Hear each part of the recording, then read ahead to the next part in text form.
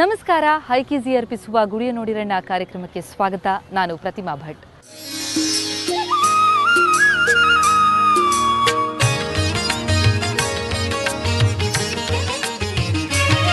ಗುಡಿಯ ಅರಸಿ ಈ ಬಾರಿ ನಾವು ಬಂದಿರುವಂತಹದ್ದು ಉಡುಪಿ ಜಿಲ್ಲೆಯ ಮಂದರ್ತಿಗೆ. ಮಂದರ್ತಿಯಲ್ಲಿ ಶ್ರೀ ದುರ್ಗಾ ಪರಮೇಶ್ವರಿ ದೇವಿ ನೆಲೆಸಿದ್ದಾಳೆ. ಬನ್ನಿ ಆಕೆಯ ಸನ್ನಿಧಿಗೆ ಹೋಗಿ ಬರೋಣ.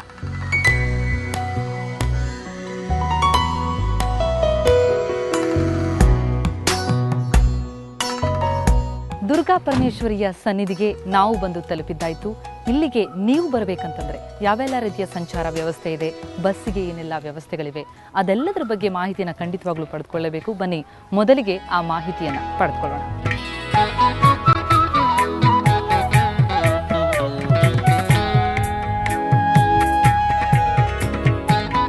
ದಕ್ಷಿಣ ಕನ್ನಡ ಜಿಲ್ಲೆ ಒಂದು ರೀತಿಯಲ್ಲಿ ದೇವತೆಗಳ ನಾಡಿದ್ದ ಹಾಗೆ. ಇಲ್ಲಿನ ಪೂಜಾ ಕ್ರಮಗಳು ಅತ್ಯಂತ ವಿಶಿಷ್ಟ. ಅಂಥ ಅನೇಕ ದೇವಾಲಯಗಳಲ್ಲಿ ಉಡುಪಿ ವ್ಯಾಪ್ತಿಗೆ ಬರುವ ಮಂದರ್ತಿಯ ದುರ್ಗಾ ಪರಮೇಶ್ವರಿ ದೇವಾಲಯವೂ ಒಂದು. ಇಲ್ಲಿಗೆ ಬರುವುದಾದರೆ ಬೆಂಗಳೂರಿನಿಂದ ಅನೇಕ ಬಸ್ಸುಗಳಿವೆ. ಅದರ ವಿವರ ಹೀಗಿದೆ ನೋಡಿ. ವೇಗದೂತ, ರಾಜಹಂಸ, ವೋಲ್ವೋ ಹೀಗೆ ಎಲ್ಲ ರೀತಿಯ ಬಸ್ಸುಗಳು ಲಭ್ಯ. ಈ ಉಡುಪಿಗೆ ಹೋಗುವಂಥ ಪ್ರಯಾಣಿಕರಿಗೆ ನಮ್ಮ ಕರ್ನಾಟಕ ರಾಜ್ಯ ರಸ್ತೆ ಸಾರಿಗೆ ನಿಗಮದಿಂದ ಬೆಳಿಗ್ಗೆ 7 ಗಂಟೆಯಿಂದಾನೇ ಬಸ್ಗಳಿವೆ. ಆದರೂ ಹಗಲೊತ್ತು ಬಹಳ ಕಮ್ಮಿ ಇದೆ. ಯಾಕೆಂದರೆ ಪ್ರಯಾಣಿಕರು ರಾತ್ರಿ ಹೊತ್ತು ಪ್ರಿಫರ್ ಮಾಡ್ತಾರೆ. ರಾತ್ರಿ ಹೊತ್ತು ಬೆಳಿಗ್ಗೆ ತಲುಪೋ ಹಾಗೆ ರಾತ್ರಿ ಸುಮಾರು 8 ಗಂಟೆಯಿಂದ ಶುರುವಾಗಿ 11 ಗಂಟೆ ತನಕ ಉಡುಪಿಗೆ ವಾಹನಗಳಿವೆ.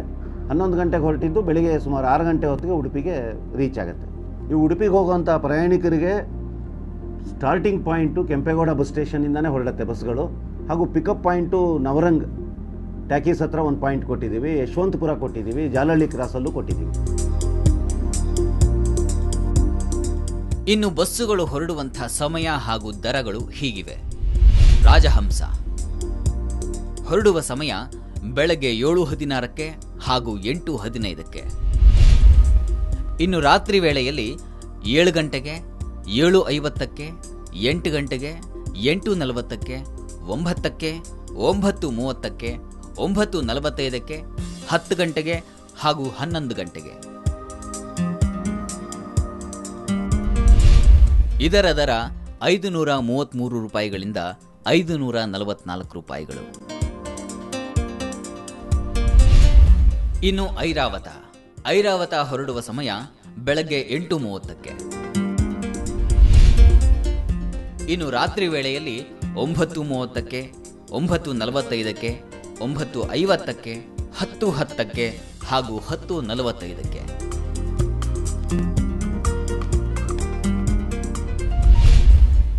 ಇದರ ದರ 799 ರೂಪಾಯಿಗಳಿಂದ 810 ರೂಪಾಯಿಗಳು.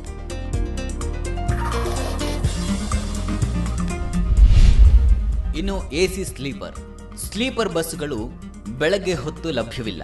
ಇದರಲ್ಲಿ ರಾತ್ರಿ ವೇಳೆಯಲ್ಲಿ ಮಾತ್ರ ಪ್ರಯಾಣಿಸಬಹುದು. ಸ್ಲೀಪರ್ ಹೊರಡುವ ಸಮಯ ರಾತ್ರಿ 8:10 ಹಾಗೂ 9:15.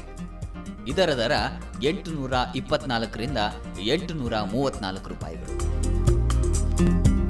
ಉಡುಪಿಯಿಂದ ಬ್ರಹ್ಮಾವರಕ್ಕೆ ಬಂದು ಅಲ್ಲಿಂದ 10 ಕಿಲೋಮೀಟರ್ ಸಾಗಿದರೆ ಸಿಗುವ ಕ್ಷೇತ್ರವೇ ಮಂದರ್ತಿ.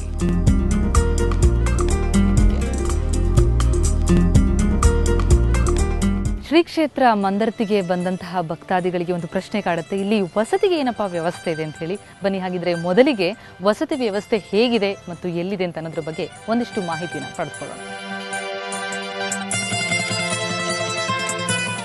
ಇಲ್ಲಿಗೆ ಬರುವಂತಹ ಭಕ್ತಾದಿಗಳಿಗೆ ಇಲ್ಲೇ ಉಳಿಯುವಂತಹ ವ್ಯವಸ್ಥೆ ಇದೆ. ಐಷಾರಾಮಿ ವ್ಯವಸ್ಥೆ ಅಲ್ಲದಿದ್ದರೂ ಸಾಧಾರಣ ವ್ಯವಸ್ಥೆಯ ಅತಿಥಿ ಗೃಹಗಳಿವೆ. ಇದರ ಹೊರತಾಗಿ ಉಡುಪಿಯಲ್ಲೇ ಉಳಿದು ಇಲ್ಲಿಗೆ ಬರಬಹುದು.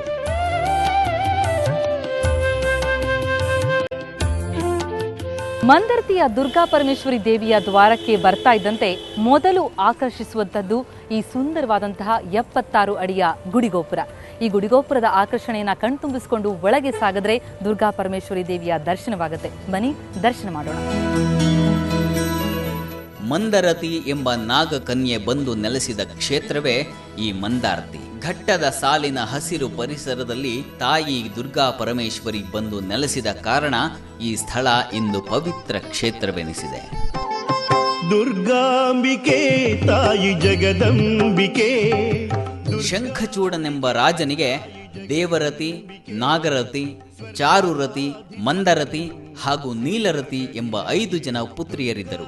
ಆ ಪುತ್ರಿಯರು ಶಿವನ ಮಗನಾದ ಸುಬ್ರಹ್ಮಣ್ಯ ಸ್ವಾಮಿಯನ್ನ ವಿವಾಹವಾಗುವ ಸಲುವಾಗಿ ಕೈಲಾಸಕ್ಕೆ ಹೊರಡುತ್ತಾರೆ. ಕೈಲಾಸದಲ್ಲಿ ಶಿವನ ವಾಹನನಾದ ನಂದಿ ಅವರನ್ನ ತಡೆಯುತ್ತಾನೆ. ಆಗ ಇಬ್ಬರಿಗೂ ವಾಗ್ವಾದ ಉಂಟಾಗಿ ನಂದಿ ಇವರಿಗೆ ಭೂಲೋಕದಲ್ಲಿ ಕಾಲ್ಗಿಚ್ಚಿಗೆ ಬಿದ್ದು ಬೇರೆ ಬೇರೆಯಾಗುವಂತೆ ಶಪಿಸುತ್ತಾನೆ. ಹಾಗೆ ಇವರು ಶಾಪಕ್ಕೊಳಗಾಗಿ ಬಂದು ಬಿದ್ದ ಪ್ರದೇಶವೇ ಈ ಸಹ್ಯ ತಪ್ಪಲು.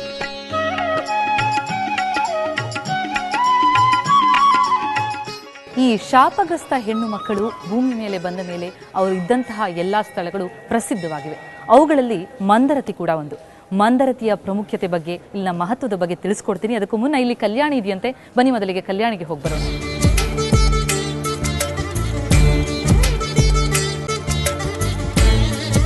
ದುರ್ಗಾ ಪರಮೇಶ್ವರಿ ದೇವಿಗೆ ಹೋಗುವ ಮುನ್ನ ಈ ನಾಗತೀರ್ಥದಲ್ಲಿ ಬಂದು ಮಿಂದೆದ್ದು ಹೋಗ್ತಾರೆ. ಇರುವಂತಹ ಚರ್ಮ ರೋಗಗಳೆಲ್ಲ ನಿವಾರಣೆಯಾಗತ್ವೆ ಅಂತ ಅನ್ನೋದು ಈ ಭಕ್ತಾದಿಗಳ ನಂಬಿಕೆ.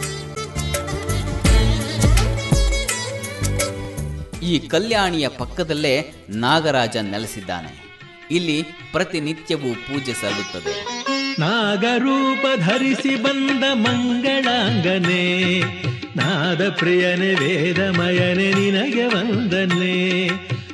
ದುರ್ಗಾ ಪರಮೇಶ್ವರಿ ದೇವಿ ಮಂದರತಿಯಲ್ಲಿ ಬಂದು ನೆಲೆಸಿದ್ದು ಯಾಕೆ, ಹೇಗೆ, ಅದೆಲ್ಲದರ ಮಹತ್ವವನ್ನು ತಿಳಿಸ್ಕೊಡ್ತೀನಿ. ಜೊತೆಗೆ ದುರ್ಗಾ ದೇವಿಗೆ ಇಲ್ಲಿ ಯಕ್ಷಗಾನದ ಹರಕೆ ಬಹಳ ಶ್ರೇಷ್ಠವಂತೆ, ಅದರ ಬಗ್ಗೆ ಕೂಡ ಮಾಹಿತಿಯನ್ನು ಕೊಡ್ತೀನಿ. ಆದರೆ ಅದಕ್ಕೂ ಮುನ್ನ ಈಗ ದೇವಿಗೆ ಅಭಿಷೇಕ ನೆರವೇರ್ತಾ ಇದೆಯಂತೆ. ಬನ್ನಿ ಆ ದೃಶ್ಯಾವಳಿಗಳನ್ನು ನೋಡೋಣ. ಶ್ರೀಕರಿಶುಭಿ ಹೇಮಾಲಂಕಿ ಭಜಕಾಮೃತ ಲಹರಿ ದುರ್ಗಾ ಪರಮೇಶ್ವರಿ ಸ್ಥಾಣುವಲ್ಲಭೇ ಧನುಜ ಸಂಹಾರಿ ಪಾಪಧ್ವಂಸಕಾರಿ ಮಂದಾರ್ತಿ ಪುರೀಶ್ವರಿ ಜ್ಞಾನಗೋಚರಿ ಜಗತ್ರಯೇಶ್ವರಿ ಪುಳಿನಾಖ್ಯ ಪುರೇಶ್ವರಿ ಮಹಾಮಾಯೇ ಶ್ರೀ ಗೌರಿ ಶೌರಿ ಸೋದರಿ ಭಾಸ್ಕರಿ ಭವಹರಿ ದುರ್ಗಾ ಪರಮೇಶ್ವರಿ ಶ್ರೀ ಕುಂಭ ಪಯೋಧರಿ.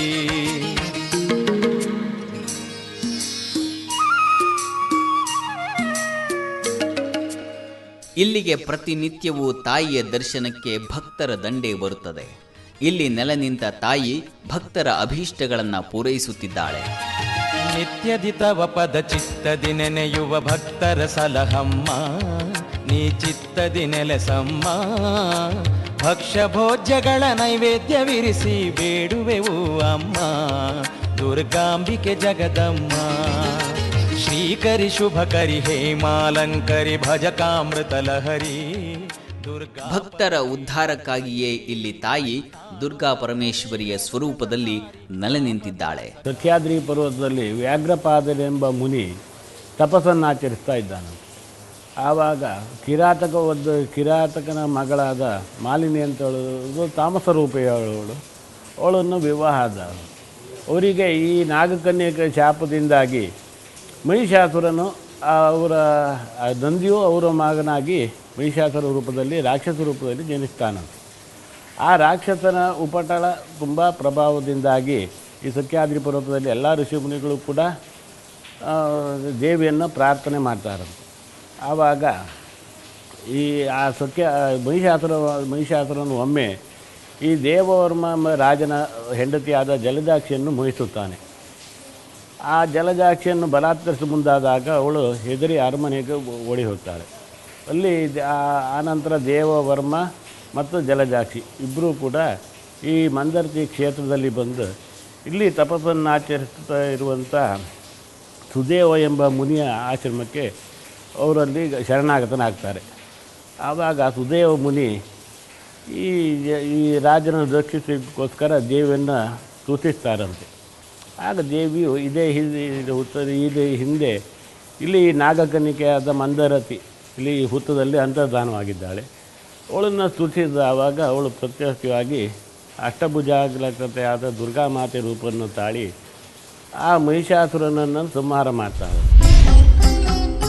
ತಾಯಿ ನಿನ್ನ ಮಹಿಮೆ ಕೇಳಿ ಶರಣು ಬಂದೆನು. ರಜತಗಿರಿಗೊಡೆಯನ ಕುಮಾರನೇ.